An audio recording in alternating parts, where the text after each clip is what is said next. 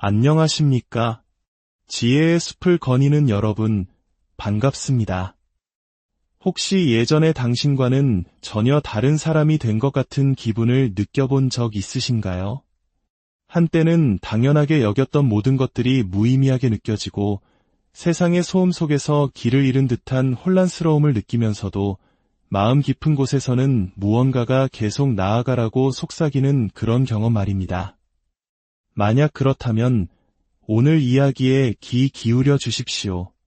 당신이 겪는 그 혼돈은 길을 잃었다는 증거가 아니라 오히려 당신의 영혼이 깨어나고 있다는 가장 확실한 신호일 수 있습니다. 오늘 우리는 20세기 가장 위대한 정신분석가 중 한 명인 칼 구스타프 융의 깊은 통찰을 통해 우리 영혼이 더 높은 차원으로 성장할 때 나타나는 그러나 누구도 제대로 알려주지 않았던 비밀스러운 신호들에 대해 이야기 나눠보고자 합니다. 이 이야기가 당신의 영혼의 작은 등불이 되기를 소망합니다. 만약 오늘의 이야기가 당신의 마음에 울림을 준다면 이 지혜를 주변의 다른 이들과도 함께 나눠주세요. 당신의 공유는 비슷한 여정을 걷고 있는 또 다른 영혼에게 따뜻한 빛을 비춰주는 일이 될 것입니다. 저희 채널과 계속해서 이 깊은 탐험을 함께하고 싶으시다면 구독을 통해 지혜의 숲을 함께 걸어가 주시길 바랍니다. 자, 이제 시작하겠습니다. 1부 각성의 고통, 그림자가 처음 모습을 드러낼 때 영혼의 여정이 시작되는 첫 순간은 흔히 상상하는 것처럼 빛이나 깨달음, 신성한 평화의 형태로 찾아오지 않습니다. 오히려 정반대입니다. 극심한 혼란, 감정적인 무게감, 끝없는 내면의 갈등, 그리고 과거에는 아무렇지 않았던 모든 것들에 대한 기묘한 불편함. 마치 익숙했던 내 세상의 땅이 꺼지는 듯한 감각으로 시작됩니다. 칼 융은 이것을 붕괴가 아니라 돌파의 시작이라고 말했습니다. 당신의 내면에서 이러한 균열과 혼란을 인지하기 시작한 바로 그 순간 당신은 부서지고 있는 것이 아니라 비로소 깨어나고 있는 것입니다. 당신은 융이 그림자라고 불렀던 존재의 등장을 감지하기 시작한 것입니다. 그림자는 악한 것이 아닙니다. 그것은 단지 우리가 오랫동안 외면하고 인정하지 않았던 나 자신의 일부일 뿐입니다. 많은 사람들이 그림자를 분노, 질투, 시기, 두려움과 같은 어두운 감정의 총체라고 오해합니다.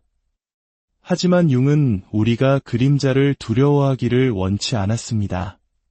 그는 우리가 그것을 직면하고 이해하고 마침내 끌어안아 통합하기를 바랐습니다. 그림자를 진정으로 위험하게 만드는 것은 그 내용물이 아니라 그것의 존재를 인정하기를 거부하는 우리의 태도입니다. 당신 안에서 설명할 수 없는 고통이 솟아오르고 감정이 통제 불가능하게 느껴지며 마음이 두 개의 상반된 방향으로 잡아당겨지는 듯한 기분이 든다면 그것은 당신의 무의식이 이제는 더 이상 무시할 수 없는 목소리로 당신의 주의를 요구하고 있다는 첫 번째 신호일 수 있습니다. 이 과정은 종종 삶의 위기와 함께 시작됩니다. 갑작스러운 이별, 믿었던 사람의 배신, 처절한 실패, 혹은 깊은 실존적 불안감 같은 것들 말입니다. 마치 당신이 알고 있던 모든 것이 산산조각 나는 것처럼 느껴질 때 바로 그 순간이 진정한 의식이 탄생하는 순간입니다. 당신의 자아, 즉 에고는 비로소 자신이 정신세계의 유일한 주인이 아니라는 사실을 깨닫기 시작합니다. 과거의 당신으로부터 멀어지는 감각을 느끼게 됩니다. 예전에는 편안했던 삶이 낯설게 느껴지고 즐거웠던 대화에서 더 이상 기쁨을 찾을 수 없으며 안정감을 주던 일상은 이제 감옥처럼 느껴집니다. 이것은 당신에게 무언가 잘못되었다는 신호가 아닙니다. 오히려 당신 안에 있던 거짓된 무언가가 죽어가고 있다는 신호입니다. 당신은 무너져 내리는 것이 아니라 다른 사람에게 잘 보이기 위해 혹은 세상의 인정을 받기 위해 겹겹이 쌓아 올렸던 거짓된 인격의 껍질을 벗어던지고 있는 것입니다. 융은 우리가 사회생활을 위해 쓰는 가면, 즉 페르소나가 무너지기 시작할 때 비로소 진정한 자기가 꿈틀거리기 시작한다고 믿었습니다. 그리고 그 과정은 필연적으로 고통스럽습니다. 이것이 바로 영적 각성이 처음에는 종종 고통의 모습으로 나타나는 이유입니다. 당신은 본래 당신의 것이 아니었던 부분들을 아프게 도려내고 있는 것입니다. 내면의 극심한 갈등은 성장의 증거입니다. 당신이 과거의 당신과 앞으로 되어갈 당신 사이에서 분열되는 듯한 느낌을 받는다면 그것은 당신이 올바른 길 위에 있다는 또 하나의 강력한 증거입니다. 융은 모든 성장은 대립하는 것들 사이의 긴장을 통해 일어난다고 믿었습니다. 과거의 자아는 안전과 확실성, 타인의 인정을 원합니다. 하지만 새로운 자아는 진정성과 자유, 그리고 영혼 깊은 곳에서의 일치를 요구합니다. 이 둘은 당신을 정반대의 방향으로 끌어당깁니다. 만약 당신이 이 팽팽한 긴장감과 내면의 전쟁을 느끼고 있다면 그것으로부터 도망치지 마십시오. 그 감각과 함께 머무르십시오. 그것은 당신이 더 이상 무감각하지 않고 생생하게 살아있다는 증거입니다. 칼 융은 이렇게 말했습니다. 모든 혼돈 속에는 질서가 있고 모든 무질서 속에는 비밀스러운 순서가 있다. 그 비밀스러운 순서가 바로 당신의 변화이며 당신이 느끼는 내면의 고통은 당신의 영혼이 가야 할 길을 알려주는 나침반입니다. 에고의 죽음은 당신의 죽음이 아닙니다. 이 길을 걷는 사람들은 종종 자신이 미쳐가고 있다고 두려워합니다. 평생에 걸쳐 쌓아올린 정체성, 즉 에고가 해체되고 있기 때문입니다. 이는 완전한 소멸처럼 느껴질 수 있습니다. 하지만 칼 융은 에고가 우리 존재의 중심이 아니라 아주 얇은 표면에 불과하다고 가르쳤습니다. 에고가 산산조각 나기 시작할 때 융이 대문자 S로 표현한 더 깊은 자기가 수면 위로 떠오르기 시작합니다. 그렇습니다. 이것은 죽음처럼 느껴집니다. 하지만 그것은 환상의 죽음입니다. 그리고 모든 죽음은 새로운 탄생을 예고합니다. 거짓된 것이 죽어야만 비로소 진짜가 살아날 수 있습니다. 당신의 낡은 방어기제, 신념, 정체성들은 한때 유용했지만 이제는 낡아버렸고 당신의 정신은 그 사실을 알고 있습니다. 만약 당신의 내면이 무너져 내리는 것 같다면 계속 나아가십시오. 당신은 지금 문턱을 넘어서고 있는 것입니다. 2부. 누구도 더 이상 당신을 이해하지 못할 때 신성한 고립의 시작 당신은 변했고 그 변화는 주변 사람들에게도 보입니다. 갑자기 사람들이 당신을 멀리하기 시작하고 대화는 어색해지며 친구들은 거리를 둡니다. 어쩌면 가장 가까운 가족조차 예전 같지 않아 라고 말할지 모릅니다. 이것은 사회적인 실패가 아닙니다. 이것은 영혼의 전환입니다. 칼 융은 진정한 자기 자신이 되어가는 과정, 즉 개성화의 가장 확실한 징후 중 하나가 바로 집단으로부터의 분리라고 믿었습니다. 당신이 다른 사람들보다 우월해서가 아니라 당신의 영혼이 내면으로의 부름에 응답하고 있기 때문입니다. 당신이 겪는 단절감은 개인적인 문제가 아니라 영적인 현상입니다. 당신은 친구를 잃고 있는 것이 아니라 공명을 잃고 있는 것입니다. 한때 다른 사람들과 공유했던 주파수가 이제 변하고 있습니다.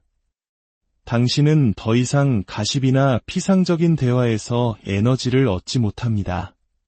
이것은 오만함이 아니라 각성입니다. 융은 집단 무의식을 사회를 하나로 묶는 보이지 않는 거미줄에 비유했습니다. 당신이 깨어날 때 당신은 이러한 집단적 규범에서 벗어나기 시작합니다. 그것들이 틀렸기 때문이 아니라 더 이상 진화하는 당신의 영혼에 맞지 않기 때문입니다. 당신은 소속감보다 진정성을 갈망하기 시작하고 이 갈망에는 고립이라는 대가가 따릅니다. 하지만 이 고립은 신성한 것입니다. 예수님이 광야로 물러나셨던 것처럼, 부처님이 보리수나무 아래 홀로 앉으셨던 것처럼, 모세가 광야를 헤맸던 것처럼 모든 위대한 영적 여정에는 고독이 포함됩니다. 진리는 군중 속에서 외치지 않고 침묵 속에서 속삭이기 때문입니다. 아무도 당신을 이해하지 못할 때 그것은 역설적으로 당신이 자기 자신을 이해하도록 만듭니다.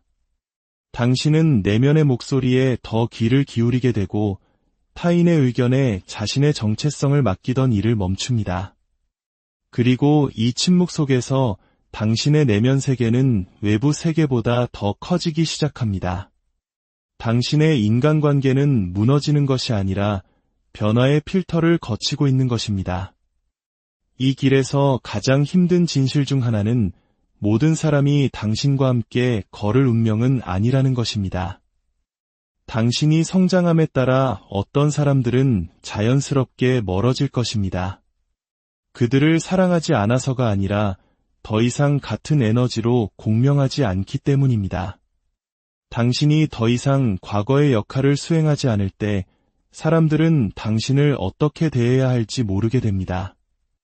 당신이 갑자기 아니오라고 말하기 시작하면 그들은 당신이 변했다고 말할 것입니다. 그들의 말이 맞습니다. 하지만 그들은 당신이 그들을 떠나기 위해 변한 것이 아니라 자기 자신을 찾기 위해 변했다는 사실을 알지 못합니다. 그리고 그것이 바로 융이 말한 온전함의 대가입니다. 오해는 당신을 비추는 거울입니다. 사람들이 더 이상 당신을 이해하지 못할 때 모든 사람에게 자신을 설명하려 애쓰지 마십시오. 당신의 영혼은 깨어난 자만이 들을 수 있는 언어로 말하고 있습니다. 당신이 더 이상 세상의 틀에 맞지 않는다는 것은 당신이 그 틀보다 더 크게 성장했다는 증거입니다.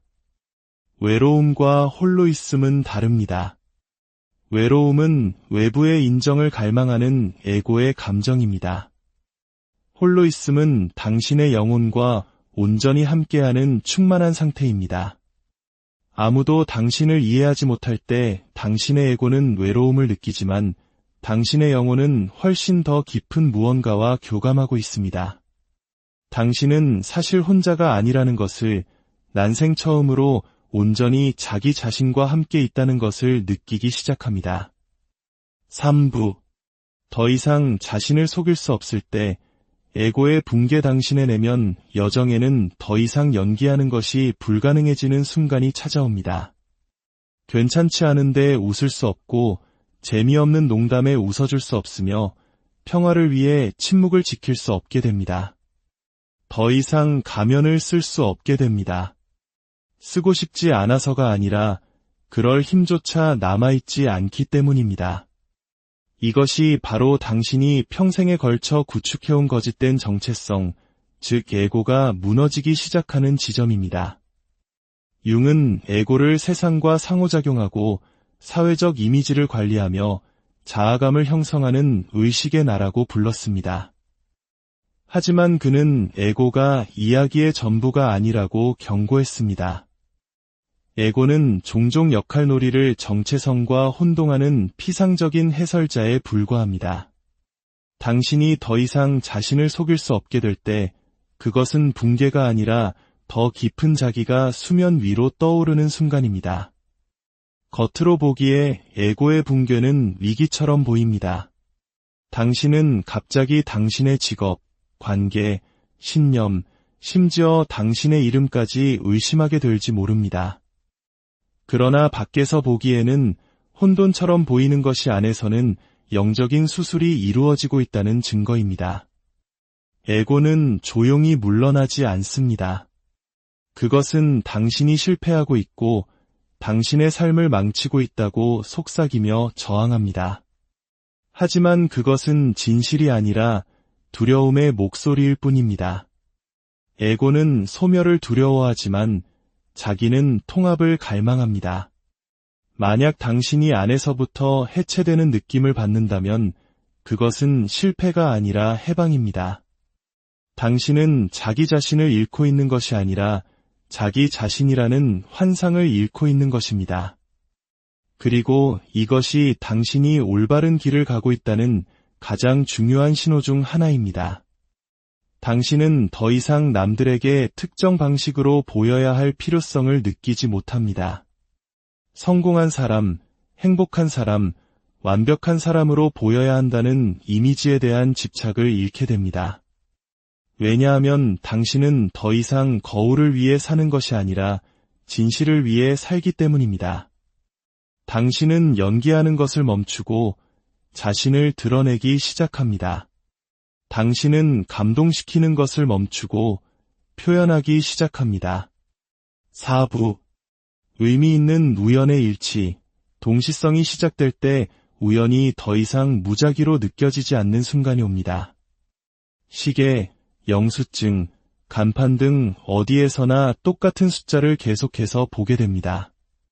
방금 생각했던 사람을 길에서 우연히 마주칩니다. 필요하다는 생각조차 못했던 책이 서점에서 당신의 손으로 뛰어드는 것 같습니다. 몇 주 동안 마음속에 품고 있던 질문에 대한 답을 팟캐스트의 한 문장에서 듣게 됩니다. 이것은 단순한 우연이 아닙니다. 이것이 바로 동시성입니다.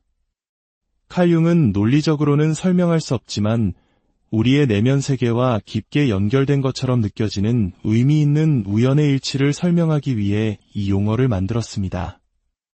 이것은 보이지 않는 어떤 거대한 지성이 외부 세계를 우리의 내면적 변화에 맞춰 조율하고 있는 것처럼 느껴지는 사건들입니다. 당신의 삶에서 동시성이 증가하기 시작했다면 그것은 당신이 미쳐가고 있다는 신호가 아니라 당신의 정신이 신성한 무언가와 조화를 이루고 있다는 신호입니다. 외부 세계가 당신 내면의 변화를 반영하기 시작한 것입니다. 융은 정신과 물질 세계가 분리된 현실이 아니라 서로 얽혀 있다고 믿었습니다. 특히 의식이 고양되는 순간에는 외부 세계에서 일어나는 일이 내면에서 일어나는 일을 거울처럼 비출 수 있습니다. 따라서 당신이 동시성을 목격하기 시작했다면 당신은 외부 세계가 당신의 무의식을 비추는 것을 보고 있는 것입니다.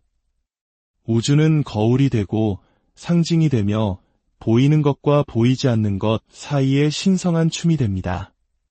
동시성은 무의식이 보내는 링크와 같습니다.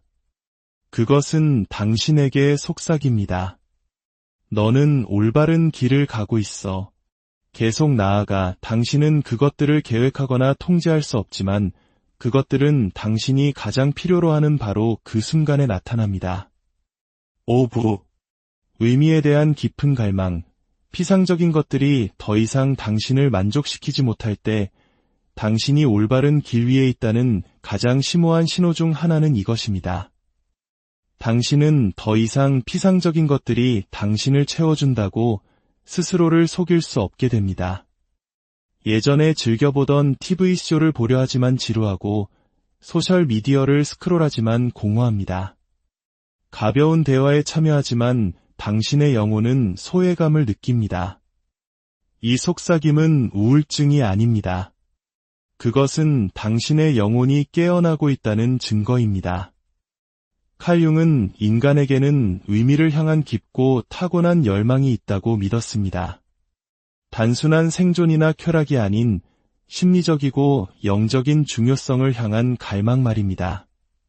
그리고 일단 이 의미에 대한 갈증이 당신 안에서 깨어나면 다른 어떤 것도 당신을 만족시킬 수 없습니다. 각성하기 전에 당신은 아마도 거짓된 신들을 숭배했을 것입니다. 지위, 돈, 성과, 인기 같은 것들 말입니다. 사회가 당신에게 만족감을 줄 것이라고 말했던 것들입니다. 그리고 한동안은 그랬을지도 모릅니다. 하지만 이제 그것들은 공허하게 느껴집니다. 목표를 달성해도 여전히 공허하고 모든 조건을 충족해도 여전히 불안합니다. 거울을 보며 나는 지금 누구의 삶을 살고 있는 거지? 라고 묻게 됩니다. 융은 이 순간을 외부 프로그램의 붕괴라고 불렀습니다. 당신 삶의 비계가 더 이상 당신의 영혼을 지탱하지 못할 때 당신은 실패한 것이 아니라 그 게임에서 성장해 나온 것입니다. 그리고 이제 당신은 진짜 무언가를 갈망합니다. 의미에 대한 갈망은 해답이 아닌 질문의 형태로 찾아옵니다. 나는 왜 여기에 있는가? 의 영혼이 표현하고자 하는 것은 무엇인가? 이 모든 것의 의미는 무엇인가?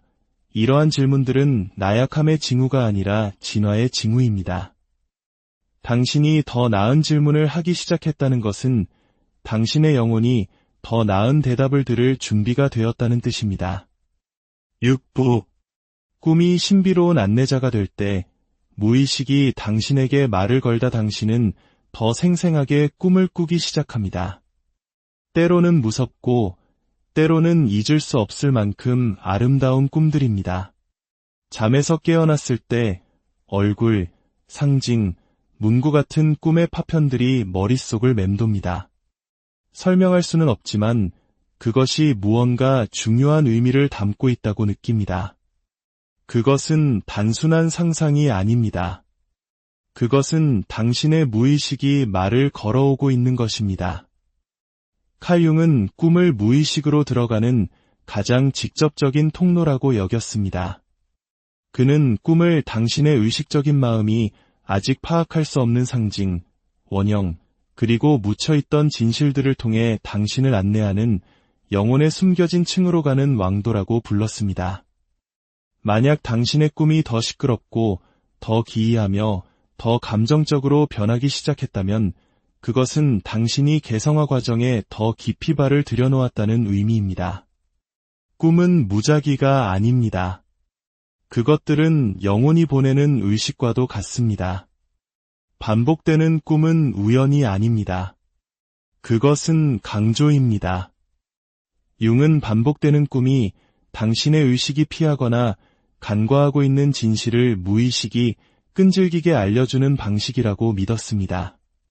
그 메시지가 인정될 때까지 꿈은 계속해서 찾아올 것입니다. 당신을 벌주기 위해서가 아니라 당신을 안내하기 위해서입니다. 악몽은 그림자를 통합하라는 초대장입니다. 당신을 쫓는 누군가에게 쫓기는 꿈을 꾼다면 당신이 피하고 있는 진실이 있다는 뜻입니다. 물에 빠지는 꿈을 꾼다면 무의식적인 감정에 압도당하고 있다는 뜻입니다. 이러한 악몽은 퇴보의 신호가 아니라 직면의 신호입니다. 7부. 모든 것을 잃을까 두려워하면서도 계속 나아갈 때 영적인 용기의 증거 당신은 벼랑 끝에 서 있습니다. 마음 한편에서는 익숙하고 안전했던 과거로 돌아가고 싶어 합니다. 하지만 당신 안에 더 깊은 무언가는 말합니다. 계속 나아가 비록 그 대가로 모든 것을 잃게 될지라도 말입니다. 이것은 무모함이 아니라 영적인 용기입니다. 칼 융에 따르면 진정한 변화는 더 이상 자기의 성장에 도움이 되지 않는 정체성, 관계, 신념, 역할을 기꺼이 놓아주려는 의지를 요구합니다. 보상에 대한 확신이 없기에 이 과정은 두렵습니다. 하지만 이 두려움의 존재, 그리고 그럼에도 불구하고 계속 나아가려는 당신의 결정 자체가 당신이 올바른 길 위에 있다는 증거입니다. 놓아주는 것은 되어감의 대가입니다. 깨어나면서 동시에 과거에 머무를 수는 없습니다. 낡은 삶을 새로운 의식 수준으로 가져갈 수는 없습니다. 무언가는 죽어야만 합니다. 융이 말한 것은 문자 그대로의 죽음이 아니라 에고의 죽음입니다. 거짓된 정체성, 환상, 낡은 대처 방식의 허물을 벗는 것입니다. 에고는 당연히 저항합니다. 하지만 당신의 영혼은 생존이 아니라 진실을 원합니다. 그리고 진실은 항상 당신이 한때 집이라고 불렀던 거짓으로부터 걸어 나오기를 요구합니다. 당신이 성장함에 따라 누군가 당신의 삶을 떠날 때 그것은 실패의 신호가 아닐 수 있습니다. 그것은 진정성의 대가일 수 있습니다. 사랑으로 그들을 보내주고 당신 자신은 더 높이 날아오르십시오. 8부. 더 위대한 무언가를 감지하기 시작할 때 진정한 자기의 출현 여정의 어느 순간 미묘하지만 심오한 변화가 일어나기 시작합니다. 당신은 더 이상 혼자 걷고 있다고 느끼지 않습니다. 당신의 선택 뒤에 조용한 존재감을 감지합니다. 세상이 아닌 당신 안에 무언가 고대적이고 온전한 무언가로부터 지켜봐지고 있다는 느낌을 받습니다. 이것은 에고가 아닙니다. 이것이 바로 자기입니다. 칼 융에 따르면 자기는 전체 정신의 조직 원리입니다. 그것은 당신의 온전함의 중심이며 의식과 무의식의 결합체입니다. 그리고 그것이 나타나기 시작할 때 당신의 삶에 대한 전체적인 경험이 바뀝니다. 당신은 더 이상 당신이 연기하는 역할로 자신을 정의하지 않습니다. 한때 당신은 성취자, 평화주의자, 강한 사람이었습니다. 이제 당신은 그것들을 의상으로 봅니다. 그것들은 생존에 도움이 되었지만 당신 자신은 아닙니다. 자기는 자신의 존재를 정당화하기 위해 역할이 필요하지 않습니다. 그저 존재할 뿐입니다. 당신의 결정은 타인의 인정이 아닌 내면과의 일치에서 나옵니다. 과거에는 실망시키고 싶지 않아서 예라고 말했습니다. 이제는 당신의 진실에 공명하는 것을 선택하고 죄책감 없이 아니오라고 말합니다. 더 이상 그들이 나를 좋아할까? 라고 묻지 않습니다. 대신 이것이 나에게 진실인가? 라고 묻습니다. 이것이 바로 자기로부터 사는 것의 의미입니다. 당신은 역설 속에서 평화를 찾습니다. 에고는 확실성을 원하지만 자기는 모순을 끌어안습니다. 당신은 슬픔과 감사를 동시에 느끼고 길을 잃었지만 깊이 뿌리내리고 있음을 느낍니다. 빛과 그림자를 갈등이 아닌 조화 속에서 품습니다. 역설을 끌어안는 이 능력은 당신의 정신이 성숙했다는 신호입니다. 이것은 혼란이 아니라 온전함입니다. 자, 이제 여정의 끝에 다다랐습니다. 만약 이 단계들 속에서 당신 자신의 모습을 발견했다면 이 사실을 기억하십시오. 당신은 길을 잃은 것이 아닙니다. 당신은 진화하고 있는 것입니다. 칼 융은 이렇게 말했습니다. 일생의 특권은 진정한 자기 자신이 되는 것이다. 그러니 계속 나아가십시오. 힘들 때조차도, 아니, 특히 힘들 때일수록 더 나아가십시오. 왜냐하면 당신이 지금 걷고 있는 이 길은 평범한 길이 아니라 신성한 길이기 때문입니다. 당신은 혼자가 아니며 결코 혼자였던 적이 없습니다. 오늘 우리의 이야기가 당신의 여정에 작은 위로와 용기가 되었기를 바랍니다.